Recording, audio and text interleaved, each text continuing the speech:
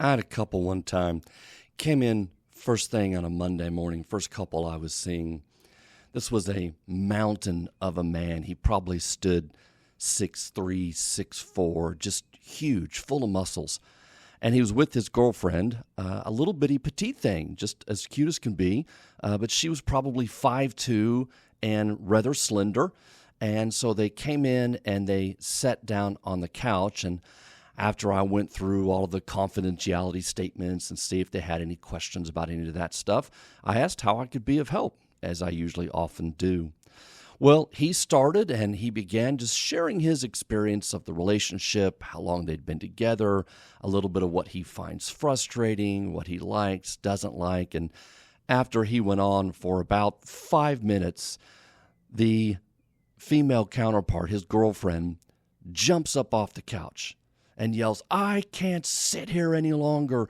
If you're not going to tell the truth, then there's no point in us being in counseling." And she storms out of the office. He and I kind of turn and look at each other, and he shrugs and says, she does that sometimes. So what do we take from that story? What's the meaning that we can draw from that? Well, first of all, what I take from that is she probably was more anxious in her attachment style.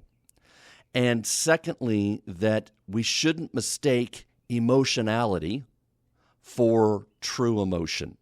And this is what we're going to talk about today, is what's the difference between emotionality and anxious attachment versus true emotion. Because I think sometimes when we feel a lot of emotion coming at us, we confuse it oftentimes for how that person, in this particular case, the anxious attachment person, how they might really feel, when we need to be able to differentiate and recognize that a lot of emotion isn't necessarily true emotion. So that's what we're going to discuss today, emotionality versus true emotion in the anxious attachment style. Welcome to Trauma-Free Relationship. I'm Tom Philp, your host. And as a therapist, I've spent over 10,000 hours helping couples work through their traumas so they can repair ruptures, heal their wounds, and communicate from a place of wholeness and connection. Let's get started.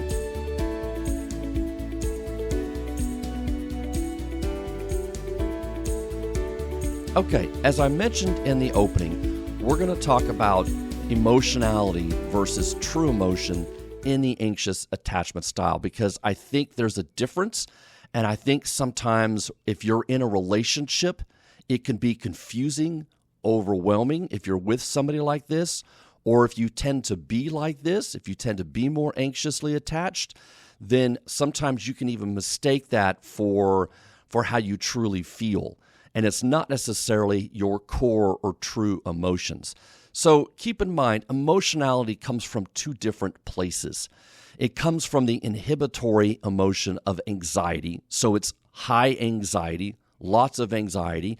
Either it's there in the background and gets triggered and comes to the foreground, feels very strong, very intense, or it might just be strong and intense from the get-go. But it's also defensive in nature. So a lot of emotionality is defensive against true emotion.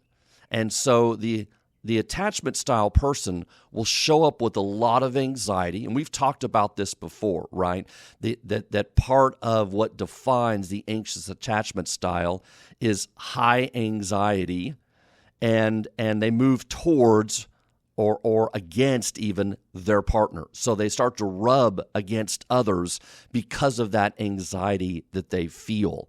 And so oftentimes it looks like it can be very conflictual, or there's lots of pressure. And I don't always mean that necessarily there's raised voices or that there's lots of yelling per se. It doesn't always come with that, but you can tell the shift when you're with somebody who's anxious. It tends to show up sometimes more rigid, and so they don't have that flexibility in their thinking, and it tends to be defensive in nature. So usually very high anxiety and defensive in nature. So if we think about how somebody gets dysregulated, the more avoidant style person tends to overregulate themselves, right? So when they get dysregulated, they actually clamp down any anxiety they're feeling. It's not that they're without anxiety. It's not that they don't feel anything inside. It's just they tend to clamp down on it really hard to show no displays of emotion on the outside. Whereas the more anxious style gets underregulated. And so when they become dysregulated, they have more difficulty being able to clamp that down. It shows up all throughout their body, and it's usually easy, or more easy, I should say, to see what they're feeling. They might use lots of words. They might start talking very fast. You might feel all this sort of energy and this sudden shift with them when they get anxious. So they are underregulated. They have difficulty regulating themselves, whereas the more avoidant style tends to over-regulate themselves. They might even detach from their emotions. So in this particular case, when we're talking about emotionality versus true emotion, the anxious attachment style tends to be more underregulated. They tend to be very high anxiety, and it tends to be defensive in nature. What do I mean by defensive in nature? It means they're using all of that emotion to try to get the one thing that they're not getting, which is a sense of connection. Whereas their true emotion, if they were able to regulate themselves, they might be able to drop down into a sense of sadness, into a sense of fear, into a sense of feeling abandoned or rejected by their partner.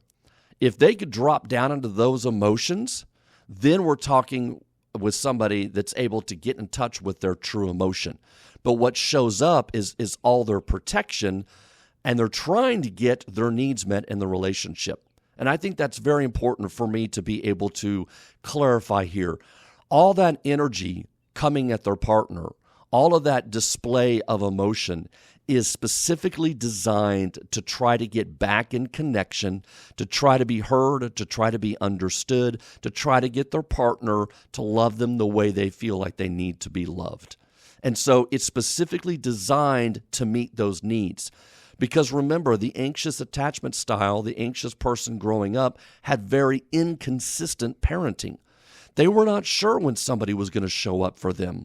And so the way their body and central nervous system responded said that, man, if you're going to make this happen, if you're going to get your fundamental needs met in relationships, you better turn up the heat. You better turn it on. You better figure out how to go get what you need, because it's so inconsistent. It's so unreliable that you don't know when it's coming.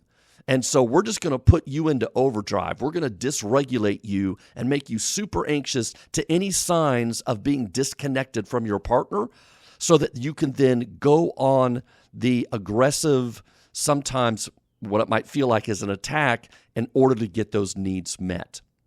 And so that's sort of where the emotionality is coming from. But again, it's not necessarily true emotion.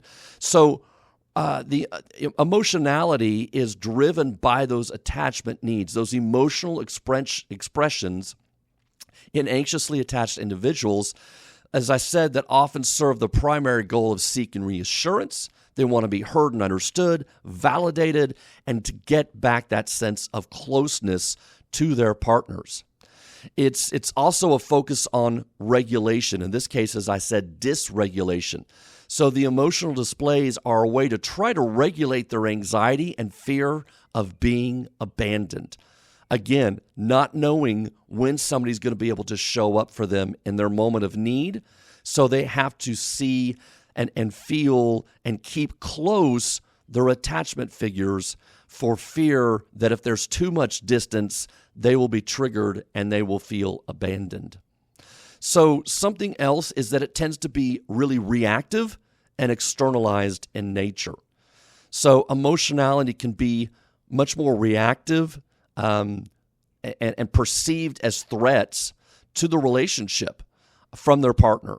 So if their partner rolls their eyes, if their partner shuts down, if their partner doesn't give them the undivided attention, or is able to validate them too many times in a row, they invalidate them too many times in a row, then that might trigger their sense of being not responded to and starting to feel abandoned. And so they tend to externalize. All that anxiety causes them to externalize that defensive nature of theirs, and they hone in and focus on their partner of what they're not getting. And when they do that, it's really difficult for them to be able to look inward and reflect on their own feelings and own the priorities and own needs. And oftentimes, the way this looks like in therapy is I'll ask them what's going on the inside. And they'll say something like, well, I'm anxious, because they're oftentimes very good at being able to describe how they feel. They know that anxiety just floods their whole body. And then when I stay with them and I ask them to focus more on that anxiety, what usually happens is they block me and they want to then go talk about what made them anxious. Well, when he rolled his eyes, or when he wouldn't turn off the TV, or when she pulled away, I noticed immediately that I was getting ready to be abandoned. They didn't want to hear what I had to say. I wasn't important anymore, and she pulled away. And so instead of being able to sit with that and explore that anxiety and drop down into that true emotion, the more vulnerable, sensitive emotion underneath, they use this emotionality, this anxiety as defense in order to protect against that. And of course, to some degree or another, this is an avoidance, right? It's the avoidance of holding the more difficult and hard feelings of being abandoned, of feeling like they're not important, of repeating what they got in the past, which is that sense of being so alone with all of their emotions because they could not predict when their attachment figures would show up for them. So they just avoid that, and they avoid the processing of that as well. As I mentioned, emotionality versus true emotion, it can be very inconsistent, and of course it can look very exaggerated.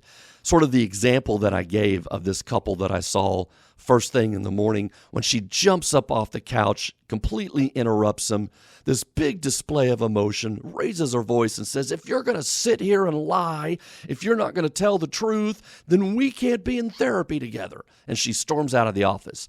That was her way of avoiding her true emotion. She was externalizing her anxiety, focusing on her partner. She became dysregulated, in this case, underregulated, but it was all driven by this sense of abandonment she was feeling. She was having a hard time sitting with any other interpretation of what was going on in the relationship than her experience of it, her interpretation of it. So when her partner was just trying to share his experience, it set off this need that she's bad, she's unlovable, and she's probably going to be abandoned and left. And so that brought to the surface all the anxiety that she was feeling. Of course, with that is the underlying fear, right? Is the unmet need, the underlying fear, and emotionality tends to avoid all of that fear of being abandoned or not loved. So it plays many different roles, has many different functions. Some of those I just mentioned. It's driven by attachment needs. It's a focus, it's on regulation, but it's unregulated. And in this case, it's underregulated. It's reactive and externalizing in nature. So when the anxious attachment person gets triggered and their anxiety comes to the foreground or becomes very strong inside of them where they really begin to notice it, they tend to look out for what caused their anxiety.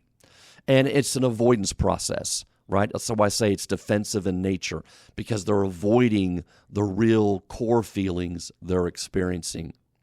So let's shift for just a moment and talk about what is true emotion.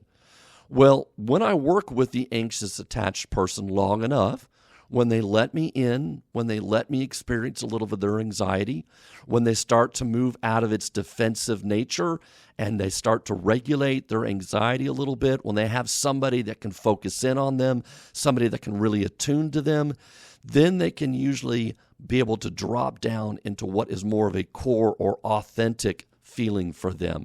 And that really is an internal experience of their true emotions. And so they might begin to then recognize, oh, well, I'm really fearful that I'm going to be abandoned. And really, the feelings towards myself are that I'm unlovable. And this is what I'm trying to avoid in the first place.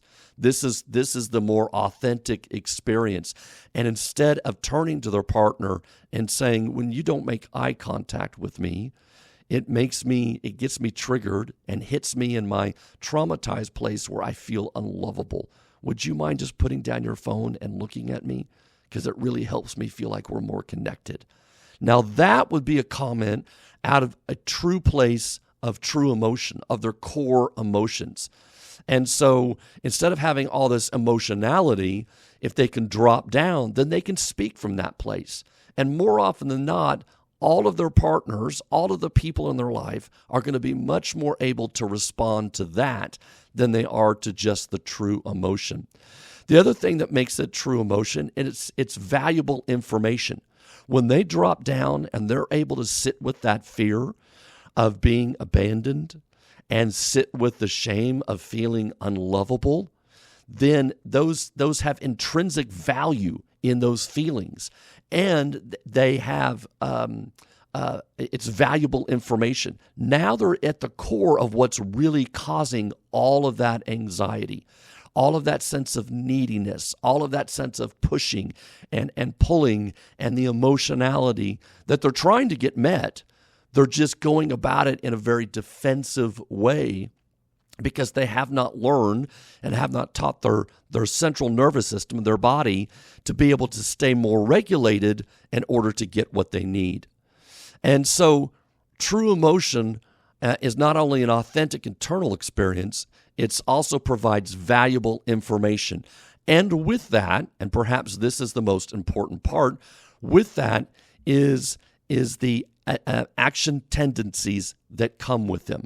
When we are feeling unlovable, it should move us to reach out in a softer way to try to get the love we need. We should be able to reach out with a sense of sadness because that's what being unloved calls for. And so when we can reach out with that true, authentic feeling and not just all this reaction to the feeling, then we're much more likely to get it. Or let's say, conversely, that if we're not able to get that, then the true emotion says, okay, this person's not meeting my needs. Maybe I need to set a boundary. Or maybe I need to not expect this person to meet my needs in the future. I see this a lot with people dealing with parents who continue to re-traumatize their children because their children still want and still need so much of that love from their parents. They still want, even as adults, their parents to be proud of them, to see them for who they are, to hear them, understand them. And if you have parents that have been unable to give that to you and still are unable to give that to you, then part of what happens there is that you keep running up against this wall. And instead of being able to draw on your true emotion and go, I know from this person, I will not ever be able to get my need met, and be able to either, one, distance yourself or let go of that expectation. Maybe it comes to cutting that person out of your life. Sometimes that's happened. Sometimes I think that's appropriate. Sometimes I don't. Sometimes I think it's more an avoidance style of dealing with the issue. But there's an action tendency at the end of every single emotion. And when the more anxious attachment style person can get in touch with that, they can get in touch with the valuable information that those feelings are holding when they process them to completion, and the actions that are necessary at the end of those true emotions.